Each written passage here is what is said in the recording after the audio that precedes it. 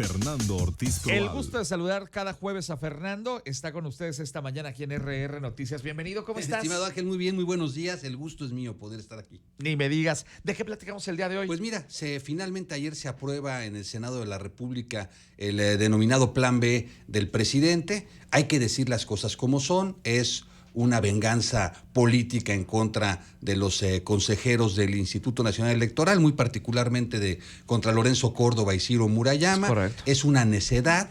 Es el querer dar un manotazo sobre la mesa y demostrar que si él dice se reforma y que si no le dan chance los números de hacerlo en la Carta Magna, pues se hacen las leyes secundarias. Esto genera un alud de problemas, Ángel, al interior de Morena, en el caso concreto de Monreal, que ahorita lo platicamos, se confronta o se sigue confrontando con las demás fuerzas políticas.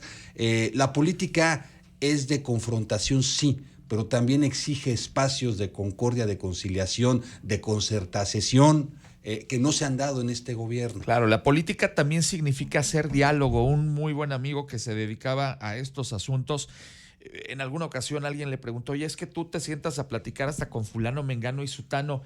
Y dice, es que en la política tenemos que platicar hasta con el diablo si es necesario y no estamos cerrados a nada. Y en este sexenio es de las cosas que no hemos visto, Fernando. Así es, ha faltado esa parte y bueno, con estos arrebatos presidenciales pues se aleja más esa posibilidad.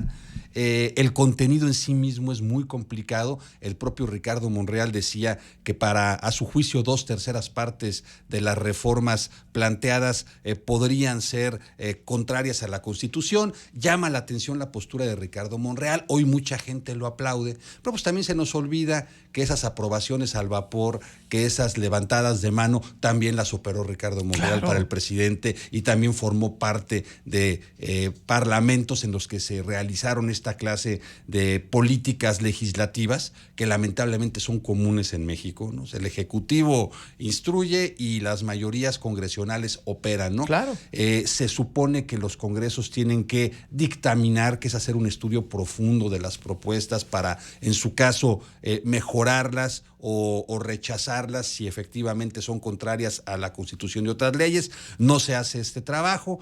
Comentábamos antes de entrar al aire, Ángel, esta cuestión de las alianzas de los partidos, pues ahora con la transferencia de votos, si de por sí ya veíamos que las ideologías estaban totalmente desechadas, pues ahora con esto al doble, ¿no? O sea, claro, ¿qué es lo que cuentan los números, no? ¿Cuántos traes? ¿Cuántos necesitas? Toma y daca y hagamos una política de números, ¿no?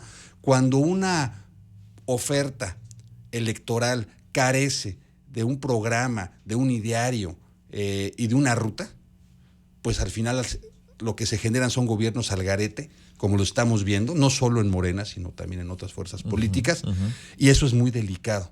Y así estamos, Ángel, o sea, siempre hemos sabido que al final la política es la lucha por el poder, pero antes se guardaban un poco más las formas, no era tan cínico como ahora que abiertamente se dice, bueno, tú me das, yo te doy, tú te mantienes tu registro, yo gano, porque ahora son muy estrechos los márgenes, ¿no? Entre las candidaturas, más cuando hay situaciones de 3 candidatos. Entonces, bueno, pues tu 16%, tu 8%, tu 5% me hace ganar, yo te mantengo el registro, ahí nos ponemos de acuerdo de cómo quedan los votos. Sacamos el abaco y vamos viendo a ver cuánto necesitas para mantener tu registro y yo te apoyo porque me fuiste leal, ¿no? Exactamente. Mira, es una reforma tan complicada de entrada que todavía no se publica, todavía no se promulga ni se publica, y ya hay quien está hablando de fraude electoral.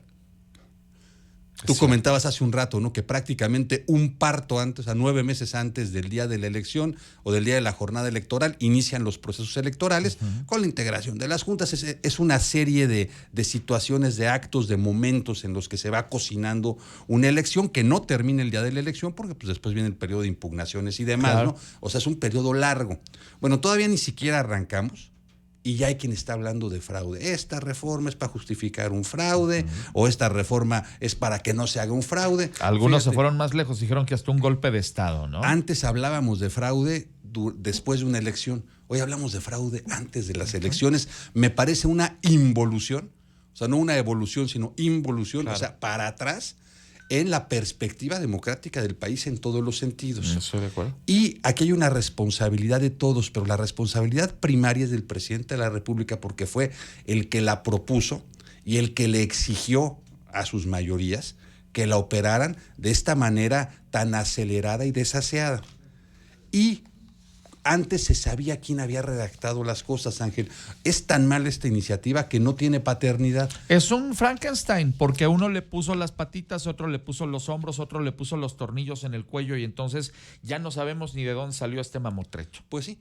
Entonces, bueno, ahí va. La Corte habrá de resolverla. Eso va a llevar mucho tiempo. Tú comentabas, estamos a menos de un año de que arranque formalmente el proceso.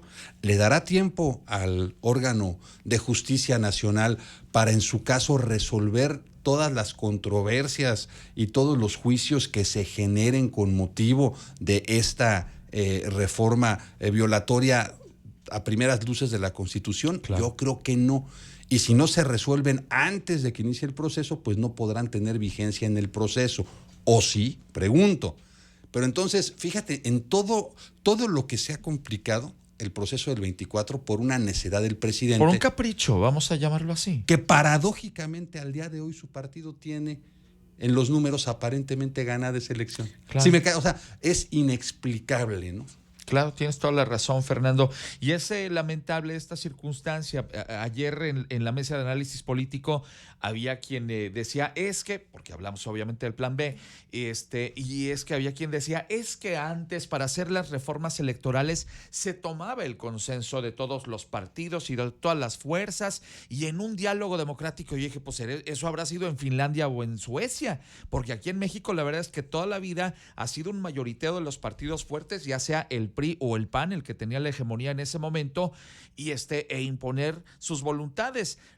Y Morena ha hecho también pues lo que ha querido y lo vimos el día de ayer en el Senado de la República. El tema es que desde el primer momento nos prometieron que iban a ser distintos y que este tipo de cosas ya no iban a suceder. Y ahí terminaron siendo iguales que los otros. Las reformas electorales en este país, Ángel, que datan desde principios de los 70s, cuando surge esa necesidad de que fuera de nuestras fronteras se viera que México era democrático, claro, se han venido dando, a mi juicio, por necesidad política, por presiones del exterior, porque en el Tratado de Libre Comercio, para bajarle el ánimo a los antitratados en los Estados Unidos y en Canadá, se demostraba que México estaba evolucionando democráticamente, porque si bien había estas mayorías congresionales a las que tú te refieres del PAN o del PRI, pues también le daban algún dulce a la oposición, claro, y entonces ahí entraban estos pequeños cambios y al final se fueron construyendo. Yo no veo, como tú bien señalas, que haya habido una voluntad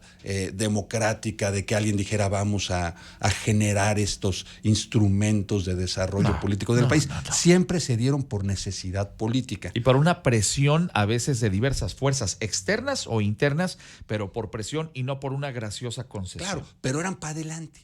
Sí. O sea, híjole, no me gustan, pero no son malas.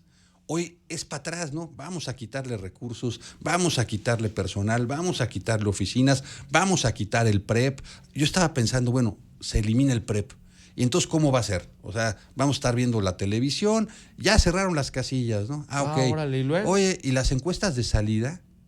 Y la verdad es que en los ejercicios electorales anteriores hemos visto distancias muy relevantes entre las encuestas de salida y los resultados del PREP o finales, ¿no? Es verdad. Entonces, o sea, nos vamos a ir con esa idea y si hay dos encuestas de salida distintas y en una se da como ganador a uno y en otra al otro, si con el PREP los que iban perdiendo se declaraban ganadores a sabiendas de que no iban a ganar.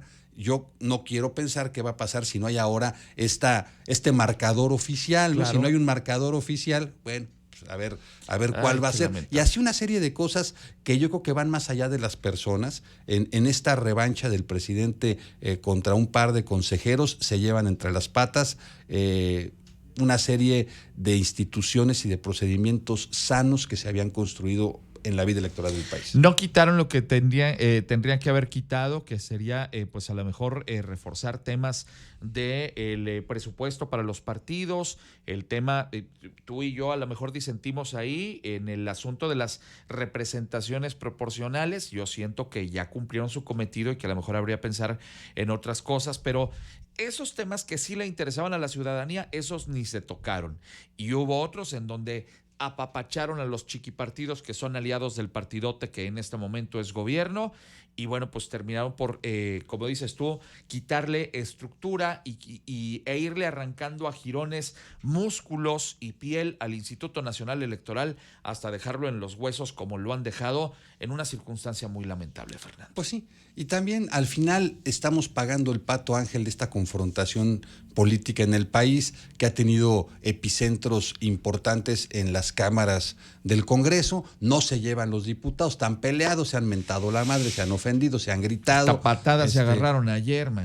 Bueno, pues ayer en la Asamblea Legislativa de la Ciudad de México, Jesús Esmi, Jorge Gaviño, éntrale puto, perdone, pero así, o sea, de ese nivel, una patada acá y todo, y luego queremos que en una sesión de una comisión se sienten y dialoguen y profundicen y debatan y estudien y argumenten en temas tan importantes como los electorales que tú comentabas. Pues eso no va a pasar. Entonces tenemos que estar conscientes que sí, se vale la confrontación, sí se vale el debate, sí se vale el pensar diferente, sí se vale el tratar de imponer las ideas, pero en un marco de respeto, pues sí, porque si no, no va a haber manera de construir, Ángel. No se puede construir con dinamita. No, estoy totalmente de acuerdo contigo. Y bueno, si ellos, que son los que nos representan y que se supone que tendrían que tomar de manera civilizada este tipo de discusiones, terminan enfrentados de esta forma, ¿qué podemos esperar de la gente que está en sectores, digamos, a lo mejor, pues en la estructura un poco más abajo o mucho más abajo? ¿Hasta dónde se puede llegar? Y para los dos lados, Xochitl Gálvez disfrazada de dinosaurio. Pues hagamos una pantomima del Congreso y tendremos unas leyes de pantomima como las que estamos viendo, ¿no? Así es. Y bueno, así seguirá este enorme circo que llamamos la política mexicana.